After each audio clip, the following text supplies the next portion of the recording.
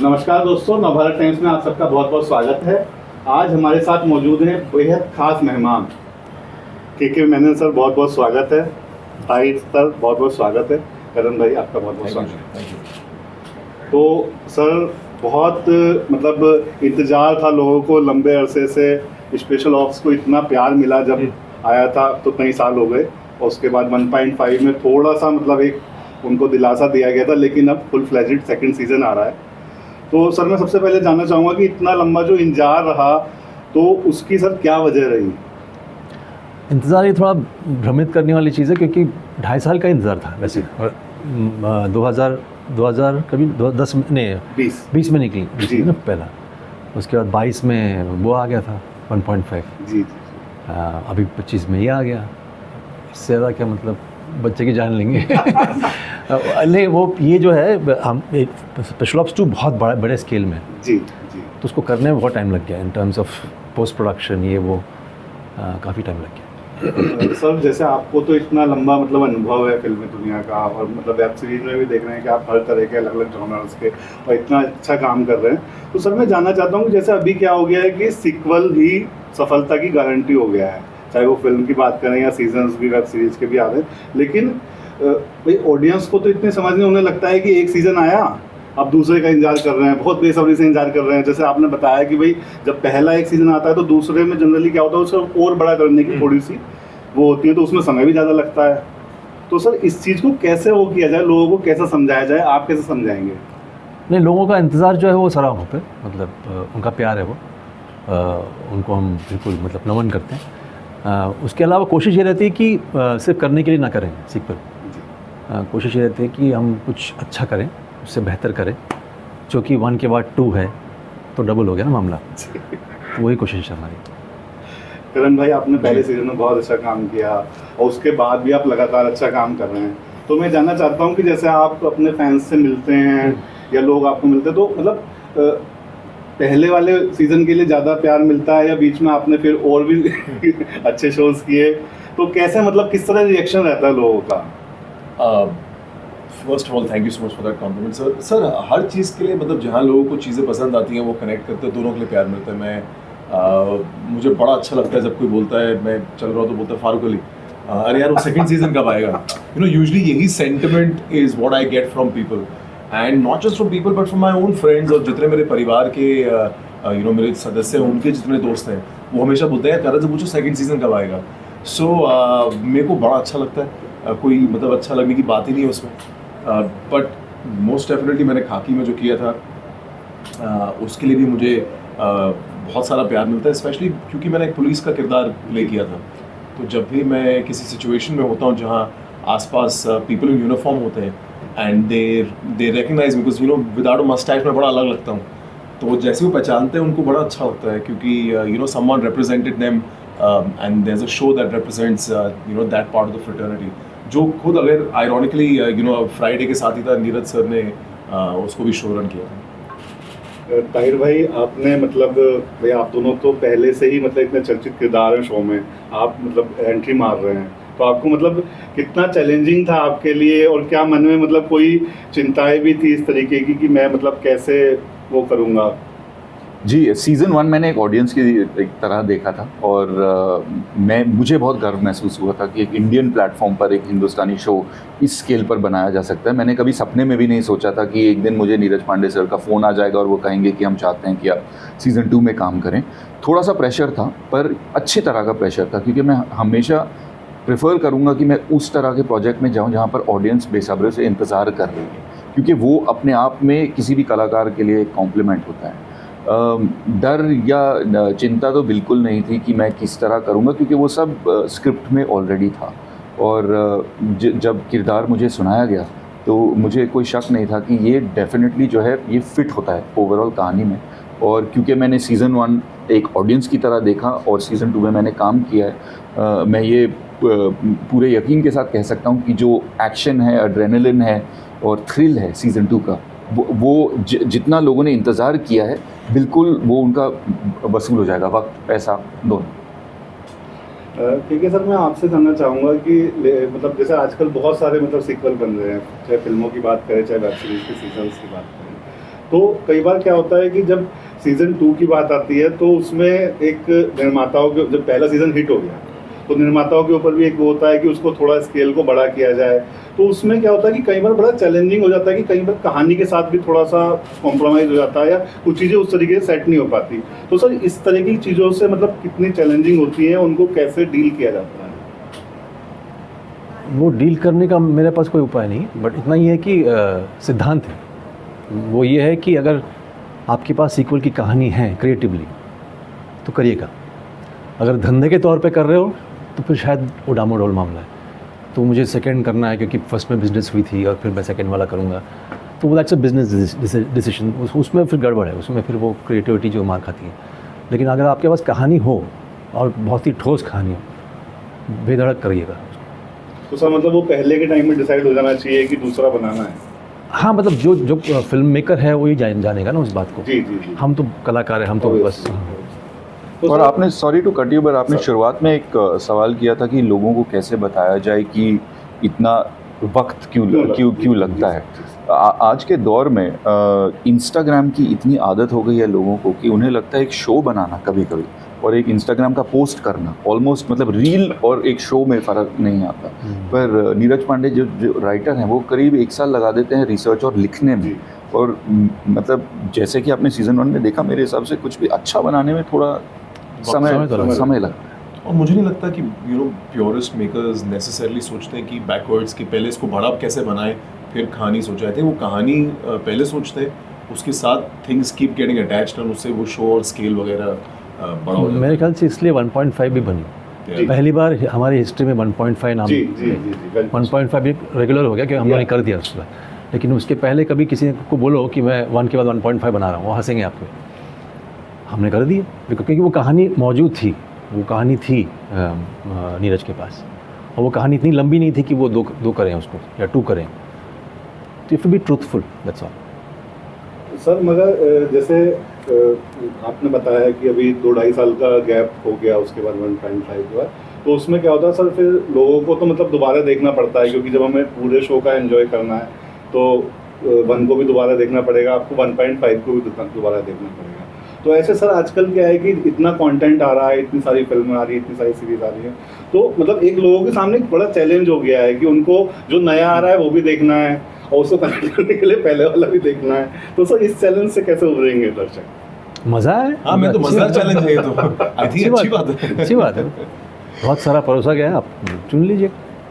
यार क्यों नहीं, आई फील बड़ा अच्छा लगता है एज एन इंडियन दैट कि अगर आप एज एन इंडियन इतना अच्छा कंटेंट बना रहा है कि जो ऑडियंस है उनको ये मार धाड़ हो रही है घर पे कि पहले क्या देखें, तो ये तो बड़ी अच्छी चीज़ है। आई फील इंडस्ट्री फ्लरिश करती है ऐसे। अरे सर मैं जानना चाहता हूँ कि मतलब आप भी कभी अपने जो ये सीज़न है इनको कभी एज ए ऑडियंस बैठ के, जैसे इतना समय हो जाता है बीच में, कभी देखते हैं? मैं तो ऑडियंस ही बन जाता हूँ उसके बाद, मैं तो कलाकार नहीं रहता हूँ। वो पता नहीं किसने कुछ क्या कर दिया पर्दे पे, वो देखता हूँ। वो इट्स एन इंडिविजुअल थिंग। मैं बहुत अपने आप को अटैच नहीं करता हूँ उससे, लेकिन कुछ लोग, I mean it's up to their growth, the way they want to grow in terms of what they are doing. मेरा तो वैसा नहीं है, वो दौर निकल चुका शायद कि मैं अपने आप को देख के अरे क्या मैंने कमाल क्या काम किया। हाँ, तो ये सारी चीज़ें नहीं होती। अब थोड़ा सा शर्मा आता हूँ उस मामले में, लेकिन कर देता हूँ। और मुझे करते वक्त अगर मज़ा आया ना तो मैं बहुत तृप्ति मुझे मिलती है कि मैं, हाँ चल, मैंने संगत मेरा अच्छा था, हमने बहुत अच्छा काम किया उस वक्त जमा के। That's more important to me, क्योंकि वो 40-50 दिन वापस नहीं आने वाले हैं, तो मेरे लिए वो मायने रखता है। बाकी रिज़ल्ट जो है वो एग्ज़ाम की तरह है हमारा, है ना, वो आ गया चला गया, फेल हुए ठीक है, नेक्स्ट टाइम पास कर लेंगे भाई, इसमें बहुत बड़ी बात। सर आप भी देखते हैं कभी? पता है बड़ी फनी बात है, मुझे लगता है कि एक्टर्स ना अपना खुद का काम देखने से ना मतलब एक बड़ी अनकंफर्टेबल सी फीलिंग आती है, बिकॉज ये आपने शूट किया होगा 1-1.5 साल पहले, अब आप ये 1-1.5 साल बाद देख रहे हैं। एक तो आप ज़िंदगी में इमोशनली भी थोड़ा मैच्योर हो गए हैं, बढ़ गए हैं, आप एक्सपीरियंसेस में बढ़ गए हैं। तो आप जब अपना पुराना काम देखते हैं या कोई आपने शूट की हुई चीज़ 1-1.5 साल बाद देखते हैं तो आपको लगता है यार आप रिलेट नहीं कर पाते, बिकॉज एक तो शूटिंग एक्सपीरियंस से भी आप थोड़े से इवॉल्व हो जाते हैं। सो वो एक डिफिकल्टी होती है, बट डेफिनेटली आप जब पहली बार देखते हैं तो you can't help yourself, और आप you watch it purely as an audience, क्योंकि एक नैरेटिव है वो फाइनली जब बैकग्राउंड स्कोर सबके परफॉर्मेंसेस के साथ एक साथ जोड़ता है तो आप पहले तो उसको ऑडियंस की तरह ही देखते हैं, फिर आप थोड़ा बहुत टू ट्राई एंड फाइंड कि मैं मैकेनिकली क्या चीज़ें बेटर कर सकता हूँ। मैं डेफिनेटली अपना काम वापस देखता हूँ जब मुझको लगता है कि मैं उस चीज़ से काफ़ी हद तक डिस्कनेक्ट हो गया हूँ, that I can go back to it, और मैं इसको ऑब्जेक्टिवली देख के हो सकता है कि कुछ मैकेनिकल चीज़ें जो मुझे लगता है मैं बेहतर कर सकता हूँ वो मैं सीखूँ। और सिर्फ मेरे से नहीं, मैं दूसरों की परफॉर्मेंस से भी सीखता हूँ, बिकॉज स्पेशली उस नैरेटिव में you can learn from other people around you in that. मैं जैसे कि आई थिंक लास्ट 3-4-5 दिन से ही बात बोल रहा हूँ कि के सर का मेरे को एक बड़ा सीन अच्छा लगा था, जिसके लिए मैंने जिस सीन से मैंने सीखा था, और वो तभी होता है जब आप एक शो को जिसका आप हिस्सा है उसको रिविजिट करते हैं, बिकॉज यू नो दैट एक नैरेटिव में where he is coming from, वो कसाब के साथ एक इंटरोगेशन का सीन है जहाँ ये ज़्यादा बोलते नहीं हैं पर बहुत ज़्यादा बोल जाते हैं, तो वो टैलेंट मेरे में नहीं था, वो इनकी तरह तो वैसे भी आज भी नहीं है, पर उसके लिए मैंने बॉम्बे में एक specially to kind of crack that मैंने एक एक्टिंग ट्यूटर रखा था।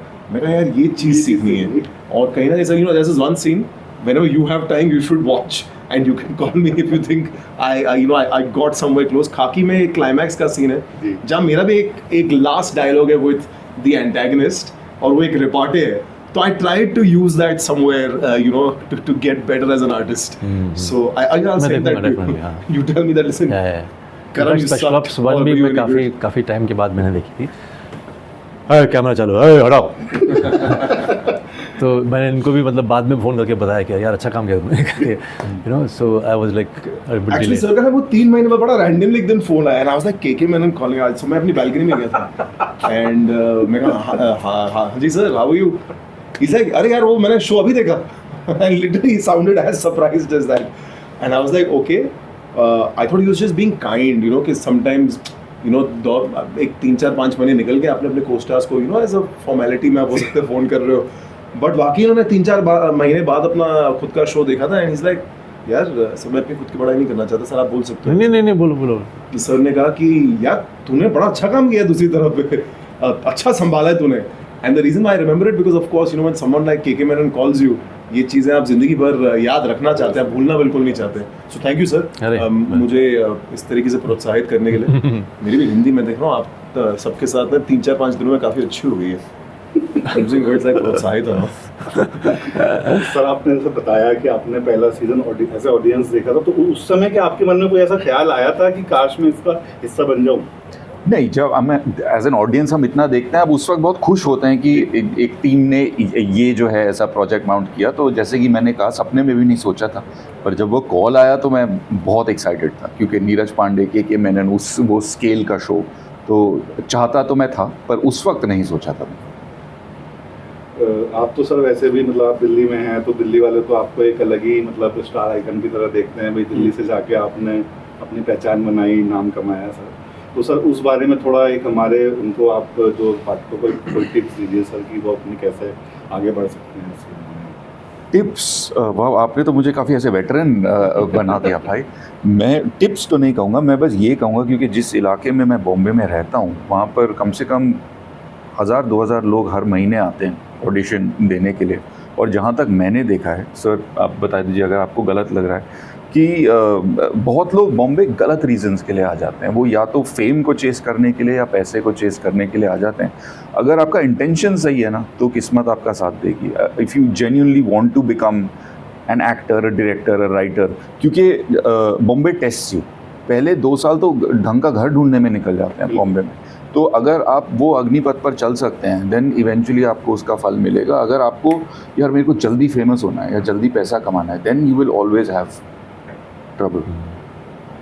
ठीक है सर, आप कुछ कहना चाहेंगे? आपको तो सर इतना नहीं सही बात है, एकदम सही बात है। वही है, लाइफ में ही वो फिलॉसफी होनी चाहिए कि मतलब आपका ध्येय क्या है, आप क्या करना चाहते हैं। सिर्फ और सिर्फ पैसा कमाना है तो फिर बहुत सारे जरिए हैं, ऐसा नहीं कि मतलब और ज़्यादा आसान जरिए। हाँ, मतलब बहुत सारे तरीके हैं ना, मतलब वो तो कर ही सकते हैं, लेकिन आपको शांति और संतोष किस चीज़ में मिलता है वो अलग अपना ये है, इंडिविजुअल चीज़ है। हमें तो नहीं, हमें तो काम के ज़रिए अगर पैसे मिल जाए, if it subsidizes my life, I am very happy. मतलब ये नहीं कि मैं मतलब ऐसे ही हूँ, मैं पैसे लेता हूँ, बट वो बात, but you know over a period of time you are in love with your work. आपको लगता है कि ये काम जो हर एक्टर, अब ये मेरा है कि मैं अगर काम करता हूँ वो मरणोपरांत वो काम रहना चाहिए, उसके लिए काम करते हैं ना। हम तो खप जाएंगे, हम तो कल ये घर जो मकान और गाड़ी भीड़ी जो भी है वो सब ख़त्म हो जाएगा, किसी को याद भी नहीं रहेगा कि इस मकान में रहते थे कोई। तो वो जो एक अहंकार है वो तो वहाँ आपके मौत के साथ ख़त्म हो जाता है, लेकिन आपका काम रह जाता है। सो पॉस्ट्यूमसली मरणोपरांत आपका काम एक ही चीज़ रहता है, वो आपका काम रहता है। तो इसलिए आप काम करते हो, आपको लगता है कि यार ये चलता रहेगा, लोग देखते रहेंगे, अरे ये देखो एक एक्टर था, ये बंदा ये सही था यार, that's good enough, because you are leaving something behind. Otherwise तुम क्या छोड़ोगे, घर ख़त्म हो जाएगा, वो ईंट का बना हुआ है। इसी बात को लेते हुए बहुत खूबसूरत कहावत है कि चर्चित होने में और यादगार होने में ज़मीन आसमान का फर्क है। तो अगर आप चर्चित होना चाहते हैं, बॉम्बे में बहुत तरीके हैं, यादगार होना मुश्किल है। और पैसे का क्या है ना, उसका कोई अंत नहीं है। जी सर। तो अगर वही सिर्फ डिज़ायर है आपका, उसका कोई अंत नहीं, आपको मिल जाएंगे पैसे। अगर आप सही जिएंगे, मतलब अगर आप ठीक से काम करोगे तो सही पैसे भी मिल जाएंगे। सर आपने बहुत अच्छा डिस्क्राइब किया कि मतलब काम को लेके और मतलब इतने अच्छे आपके विचार हैं। तो सर हमसे बात करने के लिए बहुत बहुत Thank you. धन्यवाद, शुक्रिया। Thank you. Thank you.